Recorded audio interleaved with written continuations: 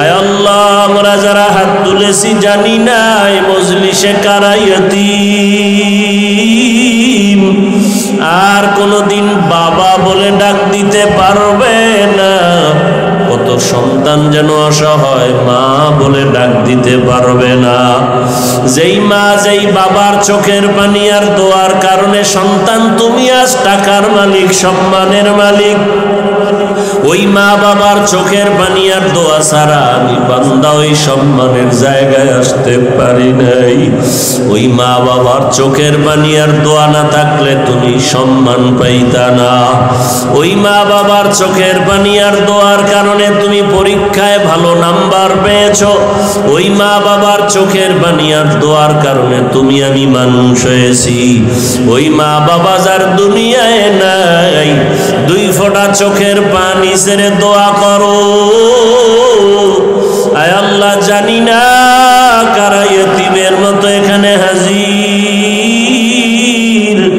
গুনাহের কারণে আমার হাত না পাক, আমার চোখ না পাক, আমার জিহ্বা না পাক, আমার অন্তর না পাক, দিলটা পাথরের মতো শক্ত, চোখে পানিও নাই। কান্নাওয়ালা চক্ষু দান করেন আল্লাহ, কান্নাওয়ালা চক্ষু দান করেন আল্লাহ, কান্নাওয়ালা চক্ষু দান করে। একটা ছাত্র যদি শিক্ষকের শাস্তির ভয়ে কান্না করে, একটা সন্তান যদি মা বাবার শাস্তির ভয়ে কান্না করে, একজন আসামি যদি বিচারকের শাস্তির ভয়ে কান্না করে, আমার আল্লাহর আযাব কি কম? আল্লাহর শাস্তি তো বড় ভয়ঙ্কর। জাহান্নামের আগুনের ভয়ে কেন বান্দা গুনার কারণে চোখে পানি আসবে না? আল্লাহর কাছে চোখের পানি ছেড়ে কাঁদো। আয় আল্লাহ, কান্নাওয়ালা চক্ষু দান করেন, গুনাহমুক্ত জীবন দান করেন। আয় আল্লাহ, এই ময়দানে সবাইকে আপনি কবুল করে নেন। ওয়ালাকাদ কাররামনা বানি আদম وحملناهم في البر والبحر ورزقناهم من الطيبات وفضلناهم على كثير ممن خلقنا تفضيلا। বনি আদম বড় দামি। ঘোষণা কার? বনি আদম এত দামি, জমিনের মধ্যে আল্লাহ এত সম্মানিত দামি করে কোন প্রাণী আল্লাহ বানান নাই। আগুনের সৃষ্টি জিনেরাও শ্রেষ্ঠ না, নূরের সৃষ্টি ফেরেশতারাও শ্রেষ্ঠ না, একমাত্র মাটির সৃষ্টি মানুষ আল্লাহর আদালতে বড় দামি। আল্লাহ বলেন, আমি এদেরকে জমিনে বিচারণ করার জন্য রাস্তার ব্যবস্থা করেছি, পানির মধ্যে চলার মতো আয়োজন করেছি। যেই লোহা পানিতে ফেলে দিলে পানির নিচে চলে যায়, মানুষ জ্ঞান খাটাইয়া ওই লোহা দিয়া স্টিমার বানাইয়া আবার পানির উপরে ভাসমান রেখে এক দেশ থেকে ভিন্ন দেশে ব্যবসার জন্য চলে যায়। সারা দুনিয়ার এক প্রান্ত হতে ভিন্ন প্রান্তে পানির উপরে লোহার তৈরি করা জাহাজগুলো মাল নিয়ে সারা দুনিয়ার থেকে এক প্রান্ত থেকে ভিন্ন প্রান্তে যায়। আল্লাহ বলেন, এটা আমি মানুষের সম্মানের জন্য করেছি। আমি আল্লাহ মানুষকে আবার জমিনে থাকার পরে সুন্দর পিওর খানার আয়োজন করেছি। মানুষের খানা আমি আল্লাহ দেই, গর্তের পিপিলিকার খানাও আমি আল্লাহ দেই, জঙ্গলের হাজারো প্রাণীর খানাও আমি দেই, নদীর মধ্যে কোটি ধরনের প্রাণীর খানাও কে দেন। সকালবেলা একটা পাখি উঠতে থাকে, সারাটা দিন ডানা মেলে উড়ে উড়ে খোলা আকাশে ঘুরে পেট ভরে বাচ্চার খানা নিয়ে বাসায় হাজির। এর খানাটাও আল্লাহ দেন, মানুষের খানাও আল্লাহ দেন। তবে দুনিয়াতে যত প্রাণীর খানা আল্লাহ দিতেছেন, মানুষের খানার মতো পিওর খানা জমিনে আর কোনো প্রাণীর আল্লাহ দেন না। মানুষের খানা এতটা পিওর, সুস্বাদু, শরীরের জন্য ভিটামিন। যত খানা আল্লাহ কাবার করে দিয়েছেন, বান্দা তুমি ভাত খাইবা, চাল থেকে কাবারে ঢুকাই দিলাম। তুমি যদি রুটি খাও, গমটাকেও কাবার করে দিলাম। তুমি নদীর থেকে মাছ খাইবা, মাছেরও কাবার করে দিলাম। তুমি গোশত খাইবা, চামড়া দিয়া কাবার করে দিলাম। তুমি ফল যদিও খাও, সব ফলগুলো কাবার করে দিলাম। এমন পিওর ভাবে খানার আয়োজন আমি আল্লাহ তোমাকে করেছি, আর কারো জন্য করি নাই। কেন? আমি আল্লাহ মানুষের বড় সম্মানিত করেছি, শ্রেষ্ঠত্ব দান করেছি। আবার এই মানুষের মধ্যে একজনকে অন্যের তুলনায় মর্যাদাবান করেছি। জিন ফেরেশতা সহ সব মখলুকাতের মধ্যে মানুষ বড় দামি। আবার সব মানুষের ভেতরে যারা ঈমানওয়ালা তারা আল্লাহর আদালতে আরো দামি। আবার এই মুমিনের ভেতরে আল্লাহর কাছে তাকওয়াওয়ালা যারা তারা আরো দামি। আবার এই তাকওয়াওয়ালা মুমিনদের ভিতরে আম্বিয়ায়ে কেরাম সবার থেকে বড় দামি। আবার সমস্ত নবীদের মধ্যে আপনার আমার শেষ নবী রহমাতুল লিল আলামিন শ্রেষ্ঠ। আর সমস্ত নবীদের উম্মতের মধ্যে আখিরি নবীর উম্মত আল্লাহর আদালতে বড় শ্রেষ্ঠ। আবার আখিরি নবীর উম্মতের ভেতরে যারা কোরআনওয়ালা, ইলমওয়ালা তারা আরো দামি। আবার ইলমওয়ালাদের মধ্যে যারা আমলওয়ালা তারা আরো দামি। আবার আমলওয়ালাদের ভেতরে যাদের আমলে ইখলাস ও তাকওয়া আছে তারা আরো দামি। ইন্না আকরামাকুম ইনদাল্লাহি আতকাকুম। হরকে দারাত খৌফে হক দরদিল মাদাম জন্নতুল মাওয়া দেহদ ওরা মাকাম জুজবা হকচি জে মখাজ ইনসুজা ফজলে উআ মস্ত দর জুমলা জাহা। আল্লাহর ভয় অন্তরে জমা করার নাম তাকওয়া। রহমতের নবী মক্কা নগরীতে যখন আসলেন, সেই সময়ের মানুষগুলো ছিল পৃথিবীর মধ্যে সব থেকে বড় খারাপ। মক্কার মানুষের মতো খারাপ জমিনের মানুষ আর কোথাও এত খারাপ মানুষ ছিল না। রহমতের নবী আসছেন, নবীজির আদর্শের মালা যখন গলায় পড়েছে, চরিত্রহীন মানুষগুলো এত দামি হয়ে গেল। আল্লাহ তাআলা জিব্রাইলকে দিয়া লিস্টি পাঠায় দিছেন, যাও নবীকে জানায় দাও লিস্টির ভিতরে যাদের নাম আছে সবাই বিনা হিসাবে জান্নাতি। নবীজি মক্কায় আসলেন, যেই মক্কায় একটা ঘর বড় দামি বাইতুল্লাহ, তাকাইলেই গুনাহ মাফ। ইন্না আউওয়ালা বাইতুন উযিআ লিন-নাসি লাল্লাযী বিবাক্কাতা মুবারাকাও ওয়া হুদা মুবারাকাও ওয়া হুদাল লিল আলামিন।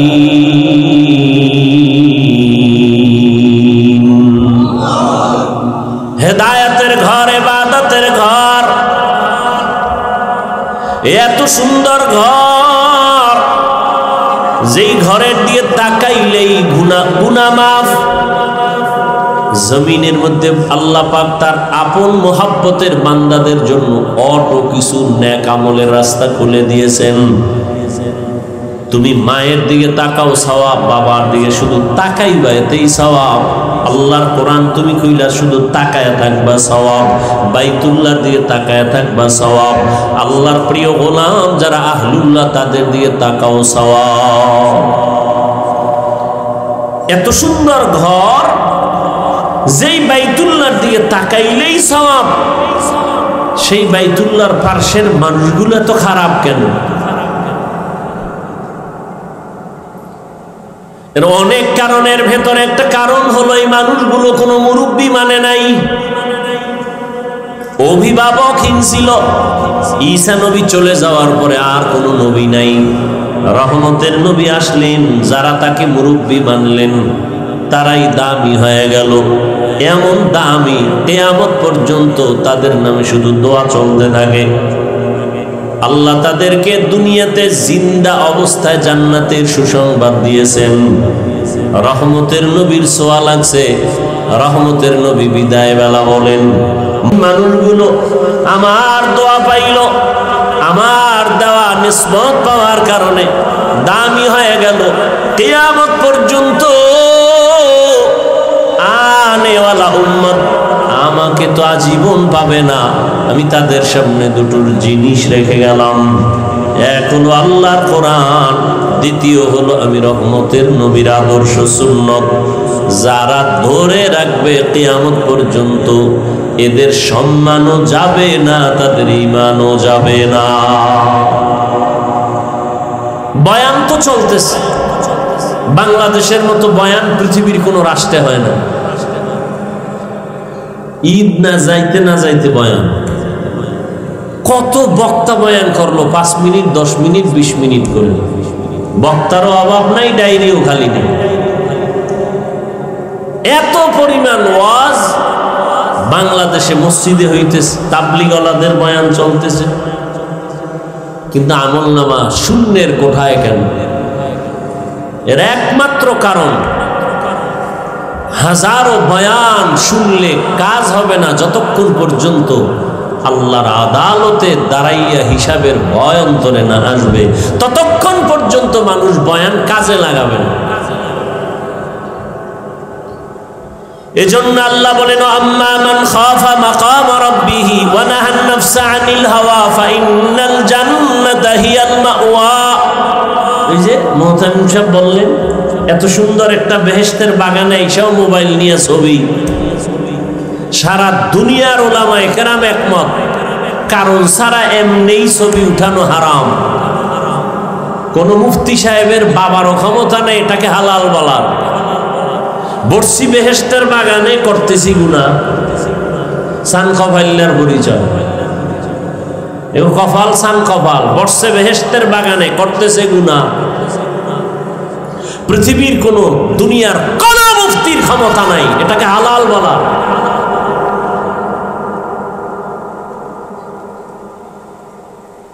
যদি কেউ বলতে পারে, কানে ধরে ওয়াজের ময়দান থেকে বিদায় নিল। বিনা কারণে অনর্থক ছবি উঠানো সম্পূর্ণ হারাম, কবিরা গুনাহ। বর্ষি বেহেশতের বাগানে, কেমন বাগান? বসলেই গুনাহ মাফ। কিন্তু বসে অনেকে আমরা মোবাইল নিয়ে ব্যস্ত। দেখেন না, এখন তো ওয়াজ মাহফিলে একটু আগে বলছি ফ্যাশন হয়ে গেছে। ওয়াজে আইসা বেলুন কিনে, বেলুন মার্কেটে দৌড়ায় নারী পুরুষ সমানে। এখানে বেহেশতের বাজার, পার্শ্বে মার্কেট আছে জাহান্নামের বাজার। নারী পুরুষ সেখানে হোমানে দৌড়াচ্ছে। বাড়িতে যাওয়ার সময় বেলুন কান্দে ঝুলায় নিবে। বাড়িওয়ালারা বলবে, অজেরতে কি পাইলা? খায় মোনাজাতে বেলুন কবুল হয়ে গেছে। গিয়া মোবাইল চালাবে ফজরের আর খবর নেই। কি লাভ হবে? আল্লাহ আমাকে হেদায়াত দান করুন। আপনাদের হেদায়াত লাগলে আপনাদেরটা আপনারা বলে নেন। অন্যের জন্য দোয়া করাও বর্তমানে বিপদ। এক জায়গায় দোয়া করে বহু মামলার আসামি হয়ে গেছে। দোয়া করছিলাম আল্লাহ মসজিদ ভালো, সবাই টাকা পয়সা দিয়ে টাকা উঠে কমিটি খাইয়ে গেছে। এগো কোনো দোষ নাই, দোষ কার? হুজুরে দোয়া করছে রে দর মহের মূল লোক তো। আল্লাহ হেদায়াত দান করুন। বাদশাহ হারুন রশিদের নাম শুনছেন?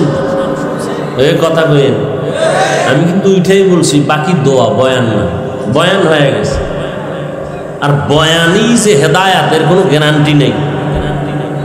এরপরে 2-4টা কথা বলতেছি আপনাদের আগ্রহের উপরে। বাদশাহ হারুন রশিদ বড় বিচক্ষণ।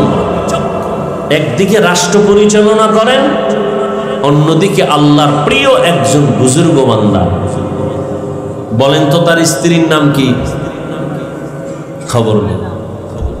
এই যুবকেরা, বাদশাহ হারুন রশিদের স্ত্রীর নাম কি? জুবায়েদা খাতুন। কে সে জুবায়দা বড় দামি একজন মহিয়সী নারী, হাফেজে কোরআন, কোরআনের হাফেজা। তার বাড়ির মধ্যে শুধু জুবায়দার খেদমতের বাড়ির জন্য 100 মহিলা কাজ করত, সবাই কোরআনের হাফেজা। কাজের মহিলা 100। জুবায়দা খাতুন সিদ্ধান্ত নিলেন, আমার ঘরে 24টা ঘন্টার প্রতিটি মুহূর্ত তেলাওয়াত হবে। মহিলাদেরকে টাইম দিয়ে দিলেন, তুমি আধা ঘন্টা তেলাওয়াত করে কাজে যাও, এরপরে আরেকজন 20 মিনিট তেলাওয়াত করে কাজে যাইবা, এরপরে আরেকজন। এভাবে শিডিউল করে দিল যে জুবায়দার পুরা বাড়ির মধ্যে 24টা ঘন্টার প্রতিটি সেকেন্ড তেলাওয়াতের আওয়াজ। এ হলো জুবায়দা। তার স্বামী বাদশাহ হারুন রশিদ রাস্তায় যাচ্ছে কোথাও সফরে, ওজির তার সাথে। তো দিক দেখে একজন বুড়া মানুষ, মরণের ছাপ চেহারায় পড়া, গাছ লাগাইতেছে, ফলের গাছ। তো বাদশাহ হারুন রশিদ, এই বুড়া তুমি কি করো? ফলের গাছ লাগাই, এত কষ্ট করে রোদ্রে গাছের ফল কবে হবে, কবে খাইবা? আমি খাওয়ার জন্য এই গাছ রোপণ করি না, তো কষ্ট করে গাছ রোপণ করি আমি, ফল খাবে আমার পরবর্তী প্রজন্ম যারা। আমার বাপ দাদায় লাগাইছে, আমরা খাইছি, এখন আমরা গাছ রোপণ করি, আমাদের সন্তানরা খাবে, নাতিরা খাবে। বাদশাহ হারুন রশিদ খুশি হয়ে 1000 টাকা দিছে পুরস্কার। বুড়ায় কয়, আমার কপাল সান কপাল, মানুষ গাছ লাগায় 1 বছর পর ফল পায়, আমি নগদ পাইলাম, নগদ ফল পেয়ে গেলাম। বুড়ার কথা শুই না বাদশাহ আরো 1000 দিছে। বুড়ায় কয়, মানুষ গাছ লাগায় বছরে ফল পায় একবার, আমি 2 বার নগদ। ওজিরে কয়, বাদশাহ এখান থেকে ভাগো, বুড়ায় যে বুদ্ধি লইছে ফকির বানায় ছাড়ব। কি বুঝলাম এখান থেকে? কসাসুল আউয়ালিন মাওয়াইজুল আখিরিন, অতীতের ইতিহাস, অতীতের কিচ্ছা কাহিনী পরবর্তী প্রজন্মের জন্য উপদেশ, নসিহত। কিচ্ছা কাহিনীর ওয়াজ আমরা করি না, উল্টা পাল্টা মেজাজ গরমের বয়ান ছাইরে দিছে, ঠান্ডা হয়ে গেছে।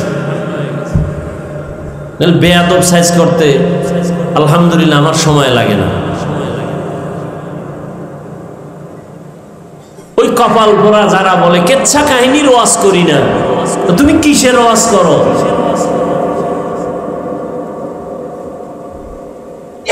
পৃথিবীতে শ্রেষ্ঠ কিচ্ছা কাহিনীর কিতাবের নাম কোরআন। আসতে বলেন, কি গাঞ্জা খাইয়ে বলতেছি মনে হয়? হ্যাঁ, মনে হয় যে আবল তাবল বলতেছি না? এত তুফান কেন সোনার বাংলায়? এত তুফান আল্লাহর শকর, সব নেফাকিওয়ালাদের জীবনের ইতি হয়েছে। আলহামদুলিল্লাহ, এখনো বসে আছি, সম্মানের সাথে বসে আছি, আলহামদুলিল্লাহ। পৃথিবীতে শ্রেষ্ঠ কিচ্ছা কাহিনীর কিতাবের নাম কোরআন। পৃথিবীর দ্বিতীয় শ্রেষ্ঠ কিচ্ছা কাহিনীর কিতাবের নাম হাদিস শরীফ। তুমি কি বুঝাতে চাও পাবলিক রে? কিচ্ছা কাহিনীর ওয়াজ করি না? 2000 আয়াত আছে কোরআনে, শুধু কিচ্ছা কাহিনী, কিচ্ছা কাহিনী। কত আয়াত? 2000। তুমি কি বুঝো? জাতিকে আর কি বুঝাতে চাও? এখানে অনেক তালিবুল ইলম উলামায়ে কেরাম বসে আছেন। কোরআন শরীফের মধ্যে বাঘের কিচ্ছা নাই? এই ছাত্ররা কম নাই? হাতির কিচ্ছা নাই, সাপের কিচ্ছা নাই, ব্যাঙের কিচ্ছা নাই, মশামাছির কিচ্ছা নাই? কি কয় বেঈমান?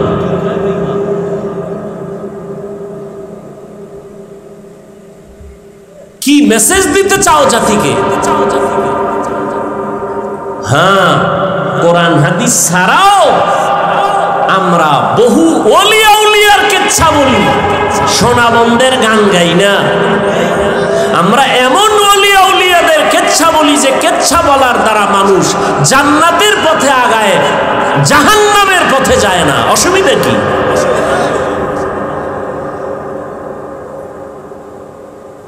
বাপদাদার কেচ্ছা কাহিনী বলি, কত তোকমা লাগানো। আমাদের বাপ, আমাদের দাদা, আমাদের ওস্তাদ, আমাদের মুরব্বীরা এমনই আল্লাহওয়ালা, তাদের কেচ্ছা বললে মানুষ কাঁদে। তোমার বাপ দাদার জীবনের নাম নেওয়ারও সুযোগ নাই। তোমরা সেই কপাল নিয়ে জমিনে আসছো। উজানির কারি ইব্রাহিম রহমতুল্লাহ আলাই বাঘের কেচ্ছা বললে মানুষ অনেকে মন্তব্য করে। এগুলো আমি পয়েন্টে পয়েন্টে সাইজ করছি, বাংলাদেশে কম করি না, একটু এখন চুপ হয়ে গেছে। এই গত রোজার আগের রোজায় বয়ান করছি, একটা রোজা রাখলে দাম কত। একটা উড়ন্ত কাক, জন্ম থেকে একটা কাক, কাক বুঝেন না, কাউয়া, একটা কাউয়া জন্ম হয়েই উড়তে থাকে, উড়তে উড়তে উড়তে উড়তে উড়তে উড়তে বুড়া হওয়া পর্যন্ত উড়তেই থাকে।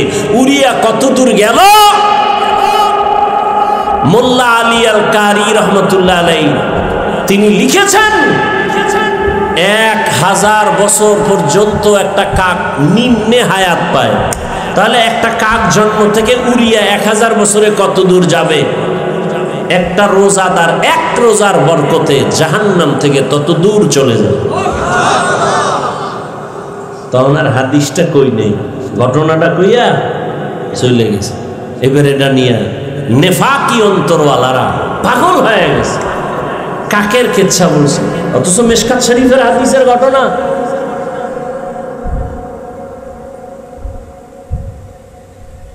আল্লাহ হেদায়েত দান করুন।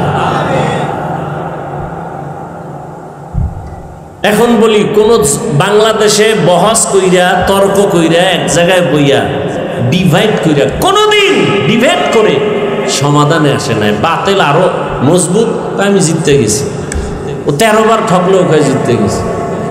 এরকম বেহায়ার সাথে আদো বলা তো কখনো যাবে না। যাদের লজ্জা নাই ওদের সাথে তো ভালো মানুষ আগাইতে পারে না। এই জন্য তর্ক নাই, বহাস নাই, কিচ্ছু নাই।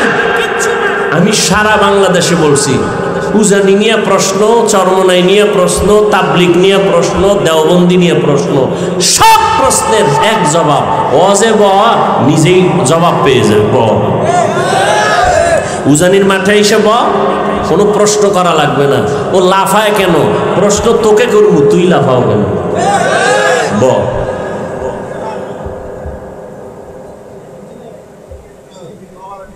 কোন মায়ের সন্তানের সাহস নাই উলামায়ে আহলে হকের সামনে বসে কথা বলবে।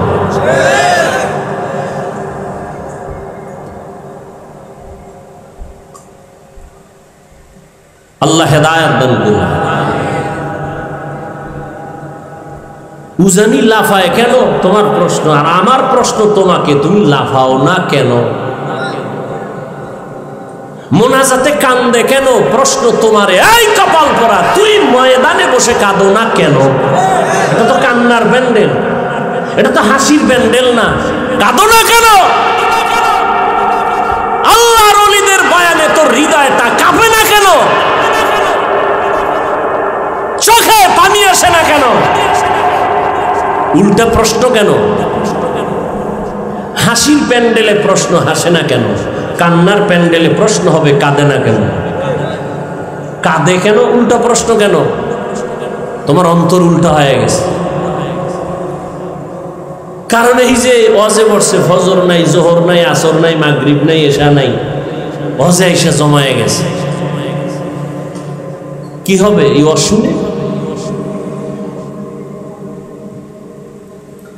وَأَمَّا مَنْ خَافَ مَقَامَ رَبِّهِ وَنَهَى النَّفْسَ عَنِ الْهَوَى فَإِنَّ الْجَنَّةَ هِيَ الْمَأْوَى।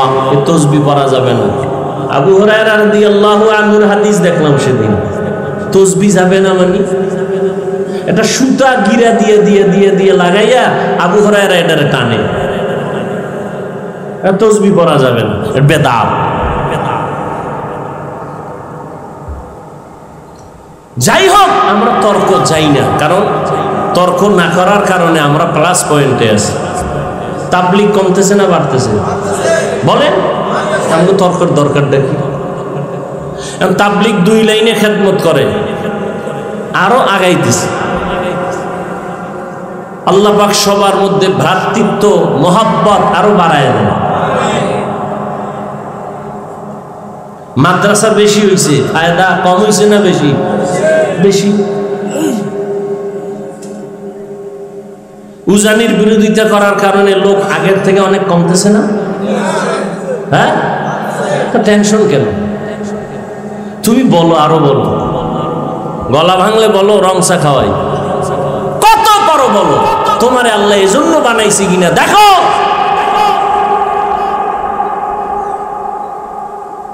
কওমি মাদ্রাসার বিরোধিতা করার দ্বারা বাড়ছে না কমছে? কওমি মাদ্রাসা আরো বাড়বে। বাংলাদেশের প্রত্যেকটা ঘর হবে এক একটা কওমি মাদ্রাসা। বলবেন কেন? বিরোধীদের বিরোধিতার কারণ। কারণ জোয়ারের পানিতে বাদ দিলে পানির শক্তি আরো বেড়ে যায়। সব কিছুর মূলে আল্লাহর ভয় নাই, এটাই আসল। আর এই ভয় আল্লাহর জাতের কসম, আল্লাহর ভয় অন্তরে ততক্ষণ পর্যন্ত আসবে না যতক্ষণ পর্যন্ত ওলিয়া উলিয়ার সোহবতে যাবেন। কোনো চালাকি চলবে না, ফাইনাল কথা।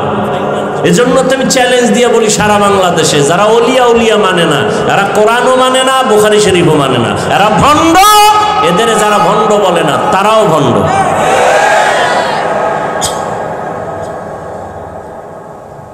বাদশা হারুন রশিদ বুজুর্গ মানুষ,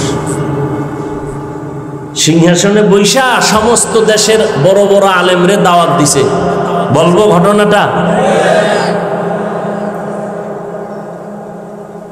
দাওয়াত দিয়ে আলেমদের দুপুরে মন ভরে খানা দিছে, আপ্যায়ন করলেন, খাওন দাওন শেষ। বিদায় বেলা কয় ওলামায়ে কেরামদের একটা প্রশ্ন। ওলামায়ে কেরামদের কাছে আমার প্রশ্ন হলো, আমি হারুন রশিদরে আপনারা চিনেন তো? সবাই বলে হ্যাঁ।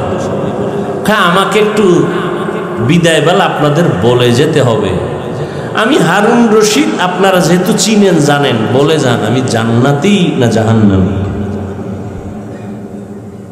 একজন একজন করে সব আলেমের আওয়াজ, আপনি জান্নাতি না জাহান্নামী বলার আমাদের কোনো উপায় নাই। আপনি ভালো কাজ করলে বলা যাবে জান্নাতের পথে আছেন, আপনি যদি অন্যায় করেন বলা যাবে আপনি অন্যায়ের পথে জাহান্নামের পথে আছেন। কিন্তু আপনি জান্নাতি এটাও বলা যাবে না, আপনি জাহান্নামী এটাও বলা যাবে না। সবাই এক এক করে একই আওয়াজ। বাদশা হারুন রশিদ বলে পারবেন না? বলে পারবো না। কথা আপনাদের খাওয়াইয়া লাভ হইল কি? মনের দুঃখ মনেই রইল। বাদশা হারুন রশিদ বলেন কোথায় পাবো জবাব? হঠাৎ উলামায়ে কেরাম যখন বিদায় হবেন, পেছন থেকে একটা 9 বছরের সন্তান দাঁড়ায় গেল। কয় বছর? 9 বছরের এক বালক দাঁড়ায় বলেন, বাদশাহ বেয়াদবি ক্ষমা করবেন, যদি অনুমতি দেন আপনার জবাব আমি দিব ইনশাআল্লাহ। আলেমরা সব আশ্চর্য হয়ে গেল, বাদশাহ আশ্চর্য হয়ে গেল, কেমনে দিবে? দাও জবাব। বলে না এত সোজা না। কি? বলে আমাকে আপনার সামনে হাজির করেন। বাদশা হারুন রশিদ বলে রাস্তা করে দাও। 9 বছরের বালক সামনে দাঁড়ায় বাদশাকে বলেন, ও বাদশা প্রশ্নটা আবার করেন। বলে আমি হারুন রশিদ জান্নাতি না জাহান্নামী? বলে জবাব তো আমি দিব। বলে হ্যাঁ। আপনার কাছে আমার ছোট প্রশ্ন, আমি যেহেতু জবাব দিব এই সময় আপনি বড় নাকি জবাব দেনেওয়ালা আমি বড়? বাদশা বলে সাময়িক সময়ের জন্য হলেও তো তুমি বড়, তুমি জবাব দিবা। বেয়াদবি মাফ করবেন, কিছু সময়ের জন্য আমাকে সিংহাসনে বসায় দেন, আপনি নিচে নামেন। বাদশা হারুন রশিদ তো লোভী বাদশা না, আল্লাহর মোহাব্বতওয়ালা বান্দা। সাথে সাথে ওজিরে আজমকে বলে, দ্রুত নিচে আমার জন্য বিছানা করে দাও, 9 বছরের বালকের সিংহাসনে বসাও। 9 বছরের বালকের সিংহাসনে বসায় দিল বাদশা নিচে। বাদশা বলে, ও বাদশা, আপনি নিচে বসে আছেন, প্রশ্ন করার আগে বলি, আমি 9 বছরের বালক সিংহাসনে বৈশাই পুরা উলামাদের মজলিসের মধ্যে বলে, আল্লাহ যদি কবুল করে তো এলেমের সম্মান তো এমনই হয়। এলেমের সম্মান এত বড় বাদশা নিচে, আমি 9 বছরের বালক সিংহাসনে। এলমেরা এজাজ করদান বেহিসাব, খলকেরা দাদান জবাবে বা সওয়াব হক না দারাত, দোস্তে খলকা জারেরা নিস্তে ই খসলত কে দিনদারেরা। এলেমের বড় মূল্য। 9 বছরের বালক বলে, এত বড় বাদশাকে নিচে বসাইলো, আমার উপরে বসাবার একমাত্র কারণ হলো এলেমের বরকত। এই জন্য এলেম যার অন্তরে থাকে, যার মধ্যে থাকে, বাংলাদেশের অনেক আলেম ওলামারা পর্যন্ত ভিন্ন লাইনের জানতো না। বাংলাদেশে একজন গভীর জলে বসবাসকারী এলেমের বাহাদুর বসে আছে, মুফতি আব্দুল মালিক দামাত বারাকাতুহুম। অনেক আলেমরাও ভালো করে জানতো না তিনি কে, ছাত্ররা তো জানার কথা নাই। কিন্তু এলেমের বরকত এমন জিনিস, নিজেরে গোপন করে রাখার কারণে আল্লাহ এমন ভাবে প্রকাশ করে দিছেন যে জাতীয় মসজিদের খতিব। টাকার কারণে না, কিসের কারণে? এলমেরা এজাজ করদান বেহিসাব, খলকেরা দাদান জবাবে বা সওয়াব। ভাই ছাত্ররা, মানুষের কাছে প্রকাশ হওয়ার জন্য ফেসবুক চালাও, মানুষের কাছে প্রকাশ হওয়ার জন্য মিডিয়া ব্যবহার করো। যদি মানুষের কাছে দামি হতে চাও, নিজেকে গোপন করো। আল্লাহ চোখের সামনে দেখায় দিলেন দৃষ্টান্ত। আর কি চাও? যে আব্দুল মালিক সাহেবকে জীবনে ওয়াজে দাওয়াত দিয়ে নেওয়া যেত না, কোন পাবলিক ফাংশনে তিনি নাই, সেমিনারে নাই, কোথায় আছে গোপনে, কোথায় থাকেন, মোবাইলে পাওয়া যাচ্ছে না তাকে, একটা ছোট্ট বাটন মোবাইল চালায়। আল্লাহ কোথায় নিয়ে আসেন? মন্ত্রী, উপদেষ্টা, গোষ্ঠী সুদ্ধা, তার পেছনে নামাজ আদায় করে। আল্লাহ কি দেখাবেন? আর তুমি মানুষের কাছে প্রকাশ হওয়ার জন্য, নাম ফুটানোর জন্য লাইভ দেয়। লাইভ কি দেয়? লাইভ। আমি এখন অমুক জায়গায় আছি, সমুদ্রের কিনারায়, পাহাড়ের গলির মধ্যে, বাইতুল্লাহ গিয়েও লাইভ দেয়। ফেরাউনের বাথরুমে ঢুকবো, রেডি থাকেন সবাই। এরকম বেহায়া আছে না নাই? রসুলের রওজায় গিয়া লাইভ দেয়, মানুষ কানতে কানতে বেহুশ। এই বেয়াদব লাইভ দেয়। ওর নিজেরও কপাল পুড়ছে, কান্না নাই, অন্যেরা কাঁদবে তাও পারে না, ওরে লাইভের কারণে। আজি হজ করতে গেছে, আসার সময় বউর জন্য মোবাইল, অমুকের জন্য মোবাইল, বাস এটা হলো বড় হাদিয়া। বিয়ার হাদিয়া যখন এটাই, জামাইয়ের হাতে মোবাইল, দ্রুত যেন সাইট কালেকশন করতে পারো, হাদিয়া দিয়ে দিলাম, যাও। আর মানকে সিফা আটকায় গেলে তো টেনশন নাই, ফট করে বলবি যে মাত্র বিয়া একটা, আরো তো 3টা, টেনশন কি? আল্লাহ হেদায়াত দান করুন। এক বউয়ের হক আদায় করতে পারে না, 2টা লয়ে টানাটানি। একটা সন্তানের হক আদায় করতে পারে না, অন্য সন্তান নিয়ে টানাটানি। এত সোজা?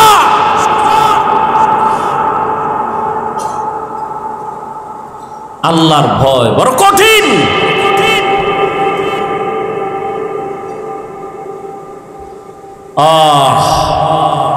9 বছরের বালক বাদশাহ হারুন রশিদকে নিচে নামাইয়া সিংহাসনে বসে বলেন, এবার প্রশ্ন আপনি আবার করেন। বাদশাহ হারুন রশিদ বলে দাও আমি জান্নাতি না জাহান্নামী? সব আলেমরা বলেছে আমি জান্নাতি কিনা বলা যাবে না, জাহান্নামী কিনা বলা যাবে না। 9 বছরের বালক বলে, আল্লাহর উপরে ভরসা করে বললাম নিশ্চিত আপনি জান্নাতি। কেমনে বলেছো? বলে আপনার থেকে একটা ঘটনা জানতে চাই, বলেন আপনার জীবনে এমন কোন অবস্থা হয়েছে কিনা? কি আপনি চাইলেই জেনা করতে পারতেন, গুনাহ করতে পারতেন, সুন্দরী মেয়ে পাইছেন সামনে, আল্লাহর আযাবের ভয় আপনি জিনা করেন নাই, গুনাহ করেন নাই, এমন কোন ঘটনা জীবনে হয়েছে কিনা? বাদশাহ হারুন রশিদ বলে, একটা না শতবার এমন অবস্থা হয়েছে, আমি চাইলেই সুন্দরী মেয়েকে দিয়া জিনার প্রলোভনে আমি পড়তে পারতাম। বহুবার হয়েছে, আল্লাহর আদালতে হিসাব দেওয়ার ভয় আমি এই গুনাহ থেকে নিজেরে গুটায় নিছি, গুনাহ করি নাই। বাচ্চা বলে, আল্লাহর উপরে ভরসা করে বললাম আপনি নিশ্চিত জান্নাতি। সব আলেমরা দাঁড়ায় গেল, আমরা পারলাম না, তুমি কিভাবে বলছো এই বান্দা জান্নাতি? দলিল দাও। বলে, দলিল আমার আল্লাহর কোরআন দিয়া নাও। ওয়া আম্মা মান খাফা মাকাম রাব্বিহি ওয়া নাহান নাফসা আনিল হাওয়া ফাইন্নাল জান্নাতা হিয়াল মাওয়া। আল্লাহর আদালতে দাঁড়াইয়া হিসাব দেওয়ার ভয় যারা গুনাহ থেকে নিজেকে বাঁচায় রাখবে, আল্লাহ তাকিদ দিয়া বলেন ফাইন্নাল জান্নাতা হিয়াল মাওয়া, অবশ্যই তারা আল্লাহর পক্ষ থেকে জান্নাত পাবে, শান্তির ঠিকানা। এই আয়াত হলো এর দলিল, তিনি জান্নাতি।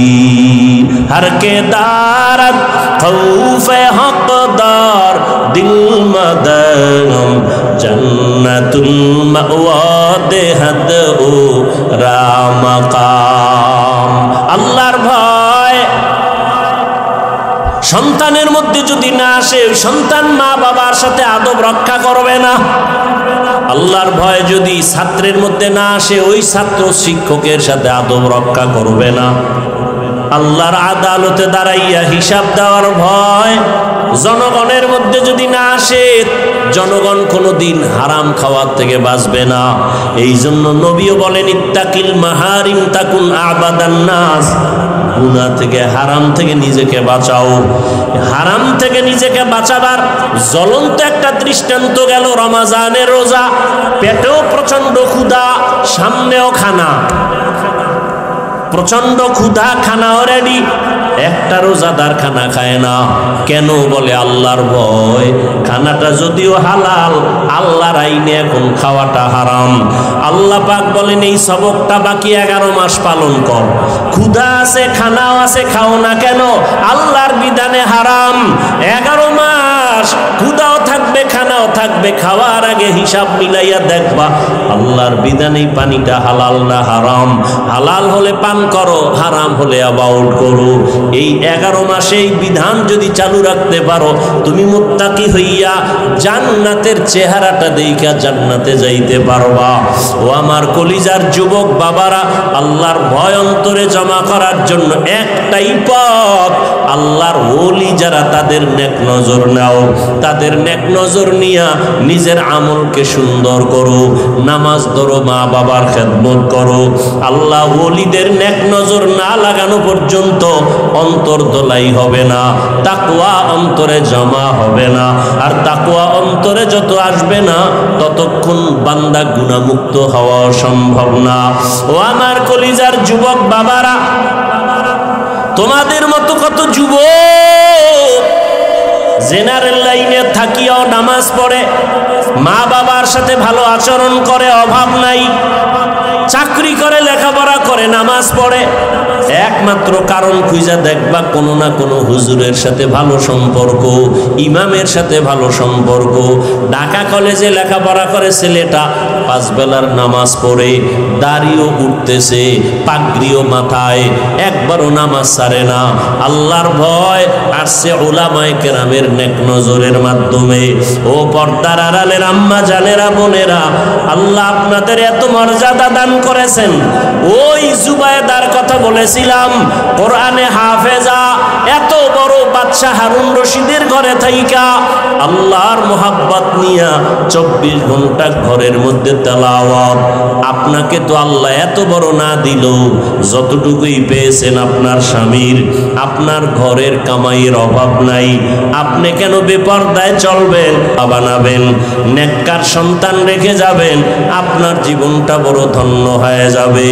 আপনার সন্তান ডাক্তার হবে বাধা নাই, ইঞ্জিনিয়ার হবে বাধা নাই, 5 ওয়াক্ত নামাজ পড়ে মা বাবার জন্য দোয়া করবে, ওলামায়ে কেরামের নেক নজর নিয়ে চলবে, আপনার মরিয়া গেল জীবনটা ধন্য হয়ে যাবে।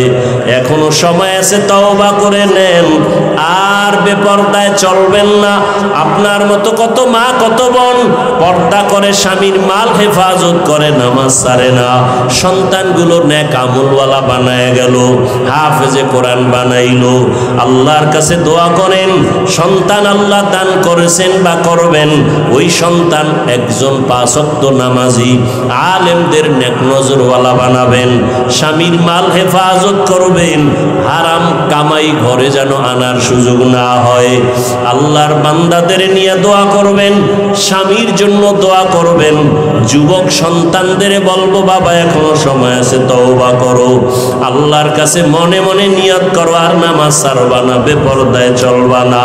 মা বাবার দোয়া নিয়া, উলামায়ে কেরামের দোয়া নিয়া, শিক্ষকের দোয়া নিয়া, আল্লাহর মোহাব্বত নিয়া, নবীর আদর্শ মেনে চলবা।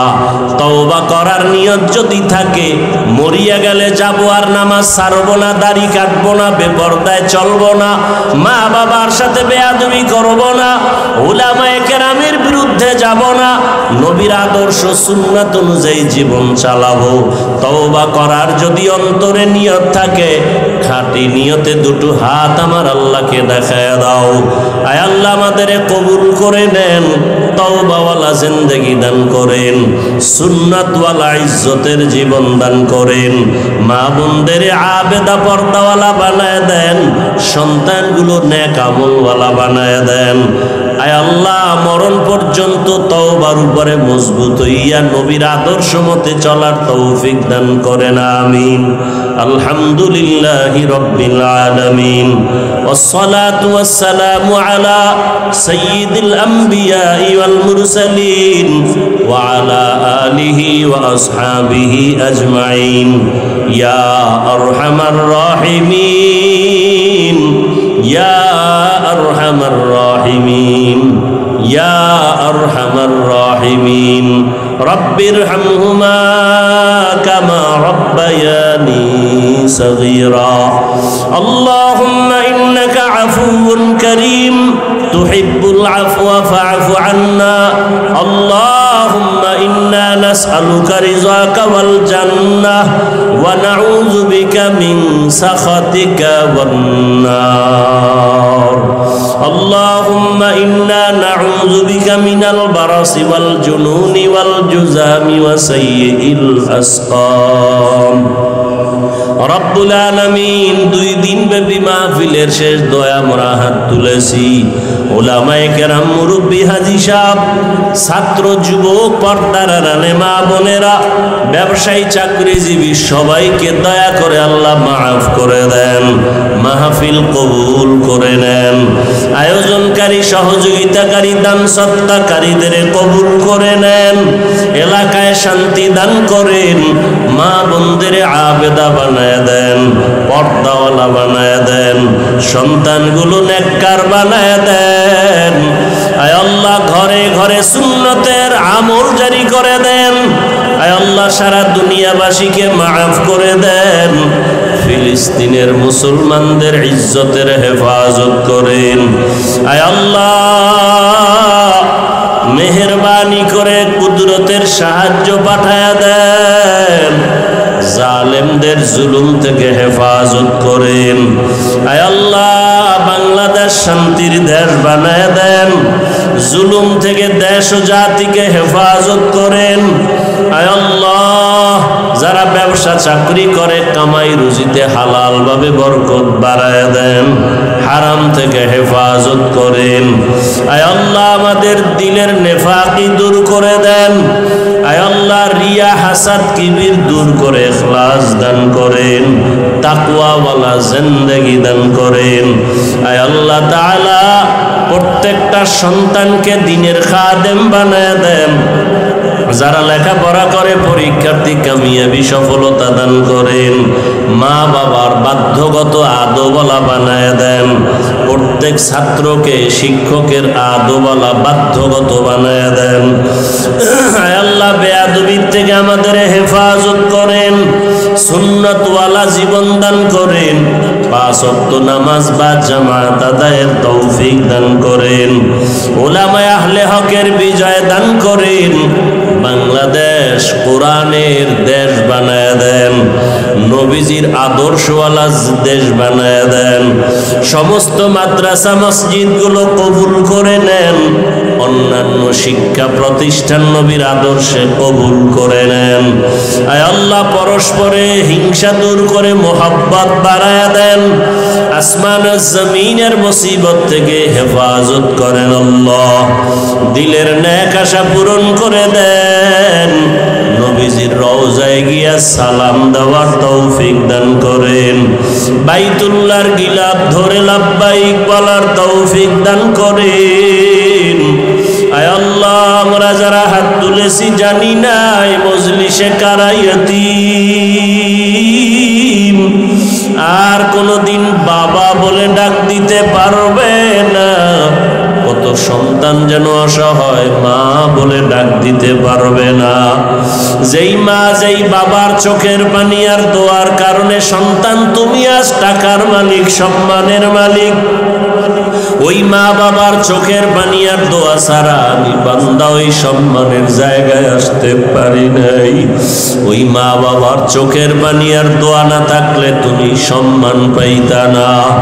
ওই মা বাবার চোখের পানি আর দোয়ার কারণে তুমি পরীক্ষায় ভালো নাম্বার পেয়েছো। ওই মা বাবার চোখের পানি আর দোয়ার কারণে তুমি আমি মানুষ হয়েছি। ওই মা বাবা যার দুনিয়ায় নাই, 2 ফোঁটা চোখের পানি ছেড়ে দোয়া করো। আয় আল্লাহ জানি না কারা ইয়তীমের মতো এখানে হাজির। গুনাহের কারণে আমার হাত না পাক, আমার চোখ না পাক, আমার জিহ্বা না পাক, আমার অন্তর না পাক, দিলটা পাথরের মতো শক্ত, চোখে পানিও নাই। কান্নাওয়ালা চক্ষু দান করেন আল্লাহ, কান্নাওয়ালা চক্ষু দান করেন আল্লাহ, কান্নাওয়ালা চক্ষু দান করে। একটা ছাত্র যদি শিক্ষকের শাস্তির ভয়ে কান্না করে, একটা সন্তান যদি মা বাবার শাস্তির ভয়ে কান্না করে, একজন আসামি যদি বিচারকের শাস্তির ভয়ে কান্না করে, আমার আল্লাহর আযাব কি কম? আল্লাহর শাস্তি তো বড় ভয়ঙ্কর। জাহান্নামের আগুনের ভয়ে কেন বান্দা গুনার কারণে চোখে পানি আসবে না? আল্লাহর কাছে চোখের পানি ছেড়ে কাঁদো। আয় আল্লাহ কান্নাওয়ালা চক্ষু দান করেন, গুনাহমুক্ত জীবন দান করেন। আয় আল্লাহ এই ময়দানে সবাইকে আপনি কবুল করে নেন। মা বাবা মুরব্বী যারা কবরে জান্নাত দান করেন। আয় আল্লাহ কয়েকদিন আগে যে হাফেজ মাওলানা ফয়সাল দুনিয়ার থেকে চলে গেল, আয় আল্লাহ তাকে জান্নাতের উঁচু মাকাম দান করেন। আয় আল্লাহ উজানির জমিন, কত আপনার আশেকের চোখের পানি এই জমিনে, আপনার কুতুবুল আলম এখানে আছেন। আয় আল্লাহ কত আশেকদের মিলন মেলা, আয় আল্লাহ তাদের বরকতে জমিনকে পবিত্র বানায় দেন। প্রত্যেকটা মানুষকে আপনি ইলমে আমলে বরকত দান করেন, 5 ওয়াক্ত নামাজি বানায় দেন। আয় আল্লাহ সবার কবরকে জান্নাত বানায় দেন। যারা বেঁচে আছেন দীর্ঘ নেক হায়াত দান করেন। অসুস্থ যারা সুস্থ